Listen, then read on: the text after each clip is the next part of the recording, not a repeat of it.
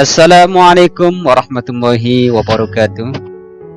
Anak-anak semua, kita berjumpa kembali dengan Bapak dalam pelajaran PAI. Kali ini Bapak akan menyampaikan materi tentang sholat sunnah berjamaah dan munfarid ya.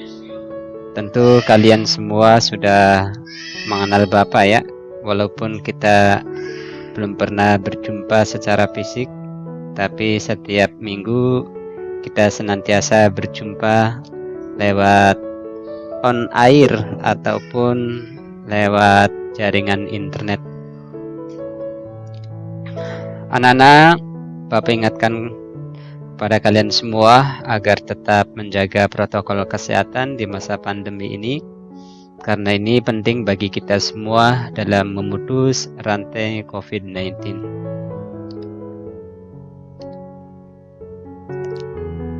Pada materi kali ini, tujuan pembelajaran daripada sholat sunnah berjamaah dan munfarid.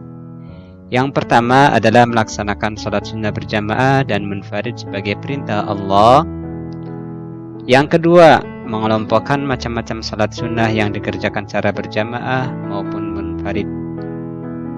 Yang ketiga, menjelaskan dalil nakli, ketentuan, tata cara, dan manfaat sholat sunnah berjamaah dan munfarid. Dan yang keempat, merumuskan prosedur praktik sholat sunnah berjamaah dan munfarid. Serta yang terakhir, menyajikan paparan mengenai dalil nakli, ketentuan, tata cara, dan manfaat sholat sunnah berjamaah dan munfarid. Itulah mengenai tujuan pembelajaran dari materi sholat sunnah berjamaah. Kita langsung saja pada pokok pembahasannya ya. Pokok pembahasan yang akan diuraikan, yang pertama mengenai pengertian, yang kedua dalil Quran atau hadis yang terkait, yang ketiga macam-macam sholat sunnah, yang keempat hikmah sholat sunnah, dan yang kelima implementasi dan pengaruhnya dalam kehidupan sehari-hari. Baiklah, kita langsung saja membahas pokok pembahasan yang pertama mengenai pengertian ya.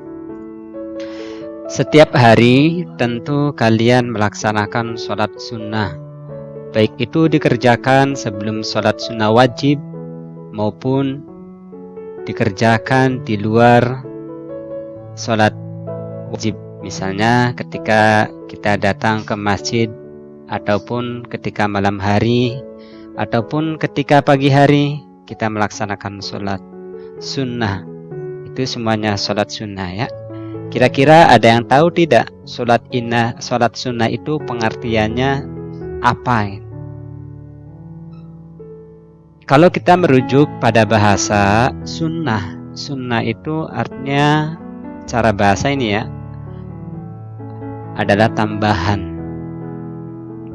Sedangkan cara istilahnya sunnah itu cara hukum apabila dikerjakan mendapatkan pahala dan tidak dikerjakan tidak mendapatkan apa-apa. Berkaitan dengan sholat sunnah ini, mari kita lihat mengenai pengertian secara istilah. Sholat sunnah adalah sholat yang dikerjakan oleh seseorang selain sholat wajib. Di sini yang perlu kita tekankan adalah sholat wajib. Sholat wajib itu ada 5 waktu. Di luar melaksanakan sholat wajib itu namanya sholat sunnah. Kalau kita mau mengerjakan, misalnya kita setelah wudhu mengerjakan sholat, nah itu namanya sholat. Kita datang ke masjid lalu mengerjakan sholat tahiyatul masjid, namanya sholat sunnah. Atau ketika kita terbangun di malam hari melaksanakan sholat, namanya sholat sunnah ya. Atau sebentar lagi bulan Ramadan dilaksanakan setelah sholat isya, cara berjamaah itu namanya sholat sunnah tarawih ya. Itu pengertian secara istilah. Sekali lagi, Sholat sunnah adalah sholat yang dikerjakan oleh seseorang selain sholat wajib. Nah, berikutnya mengenai dalil hadis yang terkait. Rasulullah Muhammad SAW telah menganjurkan kepada umatnya agar senantiasa melaksanakan sholat.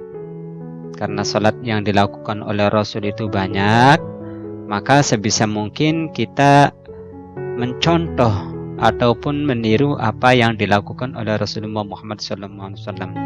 Salah satunya adalah sholat. Sebagaimana hadisnya yang diriwayatkan oleh Imam Bukhari dan Muslim, Say'an as-salawatul khamsu an tatu'a as-salata qala man ya Rasulullah madza faradallahu alaihi ja'a araba faqala rawahu Imam Bukhari wa Muslim, yang artinya telah datang seorang Arab gunung lalu ia berkata, ya Rasulullah, salat apa yang difardukan oleh Allah atas saya? Rasulullah Muhammad SAW menjawab, salat 5 waktu kecuali kau melaksanakan salat sunnah. Jadi yang ditekankan di sini adalah salat sunnah yang wajibnya dulu, baru setelah itu kita melaksanakan salat lainnya. Yang dimaksud di sini adalah salat lain itu adalah salat sunnah. Di mana saja kita melaksanakan salat boleh, dan waktunya kapan juga boleh. Tapi ingat, itu namanya adalah salat sunnah, bukan salat wajib ya. Di lingkungan kalian, tentu kalian sering melaksanakan salat ataupun kalian sering melihat orang yang sedang salat di luar salat 5 waktu. Tentu kalian bertanya-tanya, sebenarnya apa yang dikerjakan oleh orang tersebut, salat apa? Ketika pagi hari kalian melihat orang salat di masjid jam 8, ada juga yang melaksanakan salat. Nah, di sini macam-macam salat sunnah itu banyak ya. Kalau kita kelompokkan, salat sunnah itu ada 2. Satu, salat sunnah yang dilakukan secara berjamaah, dan yang kedua, salat sunnah yang dikerjakan secara munfarid. Lalu contoh salat sunnah yang dikerjakan cara berjamaah itu apa saja? Yang pertama ada salat idain. Idain itu artinya salat Idul Fitri dan Idul Adha, atau salat 2 hari raya, disingkat menjadi salat idain ya, salat Idul Fitri dan Idul Adha. Salat ini biasa dikerjakan oleh umat Islam ketika selesai melaksanakan bulan Ramadan, ditutup dengan salat idain ya. Begitupun dengan Idul Adha, dilaksanakan ketika selesai melaksanakan ibadah haji ya. Salat Idul Adha atau yang dikenal di masyarakat itu adalah salat hari raya. Berikutnya ada salat istisqa. Ada yang tahu nggak kira-kira salat istisqa itu salat apa? Nah, sekarang musimnya itu musim hujan ya. Ketika musim kemarau, banyak sekali saudara-saudara kita yang kekeringan melaksanakan sholat. Artinya, sholat istisqa ini adalah sholat untuk meminta hujan. Kapan dilaksanakannya? Ya, tentunya musim kemarau. Kalau sekarang boleh nggak Pak melaksanakan sholat istisqa? Kalau melihat cuaca sekarang yang hujan-hujanan terus, tentu kurang tepat. Tapi tidak menutup kemungkinan ada juga orang yang melaksanakan sholat. Mungkin di daerahnya itu jarang turun hujan ya. Jadi lebih tepatnya sholat istisqa ini dikerjakan di musim kemarau. Berikutnya ada sholat kusuf. sholat gerhana matahari. Kalian pernah melihat gerhana matahari? Tentu gerhana matahari ini berbeda dengan gerhana rembulan. Kalau gerhana rembulan mungkin di antara kita semua sering melihat. Tapi gerhana matahari ini merupakan fenomena yang langka. Sekiranya itu terjadi gerhana matahari, kita sebagai umat Islam disunahkan untuk menjalankan sholat khusuf. Selanjutnya ada sholat khusuf, sholat gerhana bulan ya. Sholat gerhana bulan, entah berapa bulan yang lalu kita pernah menyaksikan bahwa di daerah kita itu ada gerhana rembulan. Nah, kita sebagai orang yang berpendidikan, yang sudah mengetahui ketika ada fenomena alam, khususnya gerhana rembulan, sebagai umat Islam tidak hanya melihatnya saja menghadap ke langit, tetapi kita juga harus memohon ampunan kepada Allah Subhanahu wa Ta'ala, berdoa sambil melaksanakan sholat khusuf atau sholat gerhana bulan.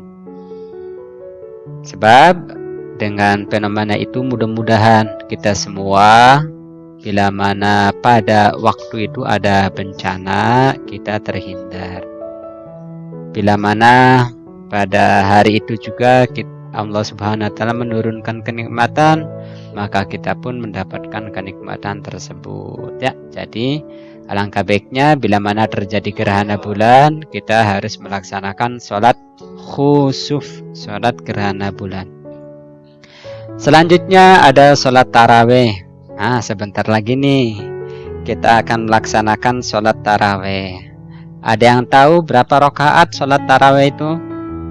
Ya, ada yang mengerjakan 8 rakaat, ada yang mengerjakan 20 rakaat. Nah, terserah mau 8 mau 20 tidak apa-apa. Yang penting kita melaksanakan ibadah sholat taraweh, terlebih di momen yang tepat, yakni bulan suci Ramadan, di mana orang-orang khususnya umat Islam, mereka berbondong-bondong, berlomba-lomba untuk mendekatkan diri kepada Allah Subhanahu wa Ta'ala. Salah satu caranya dengan melaksanakan sholat taraweh. Berikutnya ada sholat witir. Nah, sholat witir ini dikerjakan ya sebagai penutup di antara sholat-sholat yang kita kerjakan. Kalau sekiranya sholat witir ini adalah sholat penutup, tentu ini dikerjakan pada malam hari sebelum kita tidur ya, karena setelah kita tidur itu kan tidak melaksanakan aktivitas apa-apa. Atau boleh juga dilaksanakan setelah sholat isya. Biasanya kalau bulan Ramadan ini sholat witir dilaksanakan setelah sholat taraweh. Contoh, sholat tarawehnya itu 8 rakaat ditambah witir 3 rakaat menjadi 11 rakaat. Begitupun dengan yang 20 rakaat yang menjalankan sholat tarawehnya ditambah dengan witir 3 rakaat menjadi 23 rakaat. Itulah mengenai sholat sunnah yang dikerjakan secara berjamaah. Di samping itu ada juga sholat sunnah yang dikerjakan secara munfarid. Munfarid ini artinya sendiri. Jadi sholat sunnah yang dikerjakan secara sendiri-sendiri. Contohnya adalah sholat rawatib. Ada yang tahu sholat rawatib itu apa? Sholat sunnah rawatib itu adalah sholat yang dikerjakan mengiringi sholat fardu. Misalnya qobliyah duhur, qobliyah asar, qobliyah isya, qobliyah subuh, ataupun ba'diyah maghrib dan seterusnya. Ada juga sholat tahiyatul masjid, dikerjakannya ketika pertama kali kalian melangkahkan kakinya ke masjid. Sebagai bentuk penghormatan kita kepada masjid, maka dilaksanakan sholat tahiyatul masjid. Berikutnya juga ada sholat istikharah. Tahu sholat istikharah itu apa? Istikharah itu artinya sholat sunnah yang dikerjakan karena kita memiliki dua atau lebih pilihan, mana yang terbaik untuk kita, maka kita mohon pada Allah Subhanahu wa Ta'ala akan diberikan yang terbaik dari pilihan itu dengan melaksanakan sholat istikharah. Selanjutnya ada sholat hajat. Sholat hajat ini adalah sholat yang dilakukan karena kita memiliki kebutuhan atau karena kita memiliki keinginan agar keinginan itu segera dikabulkan oleh Allah Subhanahu wa Ta'ala, maka dilaksanakan, dianjurkan kita untuk melaksanakan sholat hajat. Berikutnya ada sholat isyraq atau syuruk, ya. Sholat yang dilakukan ketika matahari baru terbit. Berikutnya ada sholat duha. Sholat duha adalah sholat yang dilakukan ketika waktu duha, artinya di pagi hari, ya. Di pagi hari dengan harapan agar kita semua memiliki rizki yang melimpah. Ada juga yang namanya sholat tahajud. Sholat tahajud banyak dikerjakan oleh umat Islam atau oleh orang-orang yang senantiasa bangun malam lalu dia mengerjakan sholat, itu namanya sholat tahajud dengan harapan agar derajatnya ditinggikan oleh Allah Subhanahu wa Ta'ala. Berikutnya juga ada sholat taubat. Ada yang tahu sholat taubat? Iya, sholat taubat itu namanya juga taubat, ya. Tentu kita memiliki kesalahan. Kesalahan itu kita menyesal sekali, tidak ingin mengulangi perbuatan, dan juga kita ingin benar-benar mendekatkan diri kepada Allah Subhanahu wa Ta'ala. Maka atas kesalahan itu kita melaksanakan sholat taubat dengan harapan agar kesalahan kita diampuni oleh Allah Subhanahu wa Ta'ala. Dan juga ada sholat sunnah wudhu, ya. Sholat sunnah wudhu, kalau kalian setelah melaksanakan wudhu terus datang ke masjid atau musola, boleh langsung sholat. Itu namanya sholat wudhu. Kalau waktunya duhur, boleh sekalian diiringi dengan sholat rawatib juga. Oke anak-anak, selanjutnya kita akan membahas tentang hikmah sholat sunnah, ya. Yang pertama, sarana mendekatkan diri kepada Allah Subhanahu wa Ta'ala. Salah satu amalan yang disukai oleh Allah Subhanahu wa Ta'ala, maka kita disunahkan untuk memperbanyak sholat.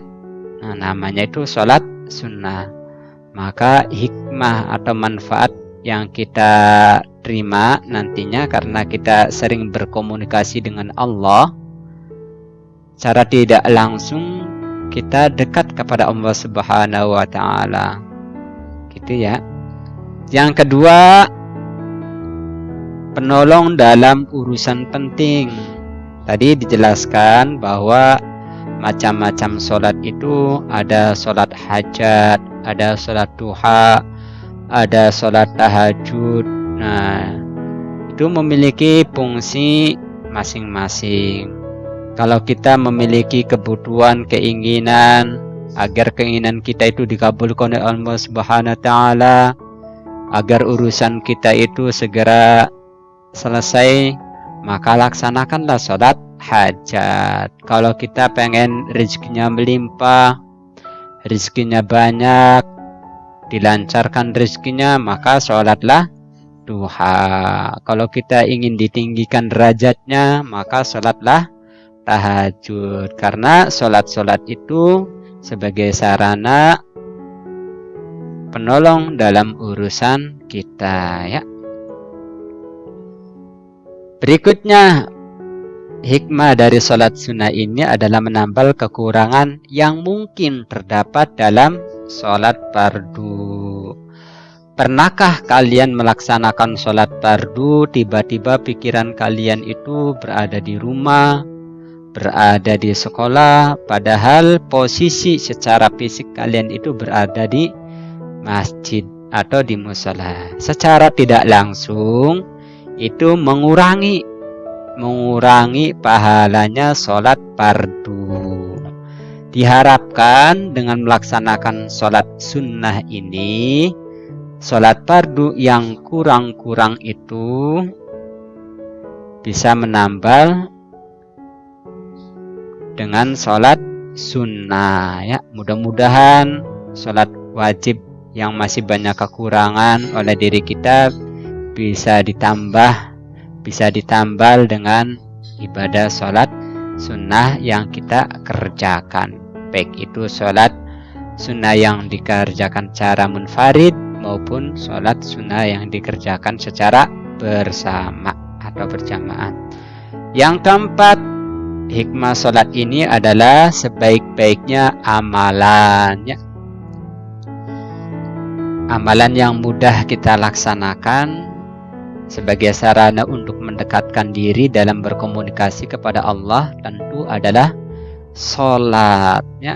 Kita kepengen memiliki amalan yang banyak, maka sholatlah sunnah. Dimanapun kita berada, kapanpun waktunya, kita bisa melaksanakan sholat sunnah ini. Yang kelima, dihapuskan dosa dan ditinggikan derajatnya. Ingat ya, tadi macam-macam sholat ya. Salah satu sholat yang manfaatnya ditinggikan oleh Allah Subhanahu wa Ta'ala adalah sholat tahajud. Kalau kita pengen sholat tahajud, mudah-mudahan derajat kita akan ditinggikan oleh Allah Subhanahu wa Ta'ala. Tentu harus dilakukan secara istiqomah ya. Segala amalan termasuk amalan sholat sunnah harus dilakukan secara istiqomah agar manfaatnya terasa bagi diri kita. Selanjutnya anak-anak, implementasi dan pengaruhnya dalam melaksanakan sholat sunnah ini. Nah, apabila seseorang sudah istiqomah senantiasa menjalankan sholat sunnah, baik itu munfarid maupun cara bersama atau berjamaah, maka dalam dirinya itu akan muncul sikap kebersamaan dan peduli sosial. Contoh, ketika kita melaksanakan sholat tarawih dilakukan secara berjamaah, di situ banyak orang, banyak kerumunan. Setelah kita selesai sholat, maka kita salam-salaman. Cara tidak langsung karena kita berjabat tangan atau bersalam-salaman, maka akan timbul rasa kebersamaan. Terlebih lagi apabila orang yang kita salami yang biasanya ada tapi pada hari itu tidak ada, pasti kita akan merasa kehilangan. Pasti kita akan menanyakan. Misal ada Mas Budi yang biasanya setelah sholat berjabat tangan dengan kita, lalu pada suatu hari tiba-tiba Mas Budi itu tidak berjumpa dengan kita pada saat setelah sholat tarawih, maka kita akan menanyakan, Mas Budi kemana? Tidak kelihatan. Nah, itu ya, itu mendidik kebersamaan dan rasa peduli sosial kita. Yang kedua, memunculkan sikap demokratis. Nah, ini ya, siapa saja yang datang duluan ketika kita sholat tarawih pasti safnya berada di depan, dan yang paling belakangan safnya pun dapatnya belakangan. Ini memunculkan sikap demokratis ya. Dan ketika memilih imam pun mereka juga sepakat Ya, kebanyakan orang menunjuk siapa, maka yang maju harus yang ditunjuk oleh orang bersama gitu. Selanjutnya memunculkan sikap disiplin ketika datang sholat tahajud atau ketika datang sholat taraweh, maka kita harus melaksanakan sholat itu, tidak boleh mengerjakan sholat yang lain. Waktunya sholat kita harus sholat, misal waktu duhur kita harus melaksanakan waktu duhur, tidak boleh ditunda-tunda. Waktu duha kita harus melaksanakan sholat duha, tidak boleh ditunda. Itu memunculkan sikap disiplin. Mudah-mudahan dari penjelasan singkat tadi anak-anak semua bisa memahami, walaupun masih kekurangan. Nanti kita akan berjumpa kembali, kita akan melengkapi kembali pada pertemuan yang akan datang. Semoga bermanfaat dan tetap semangat belajar meskipun lewat daring. Terima kasih. Wassalamualaikum warahmatullahi wabarakatuh.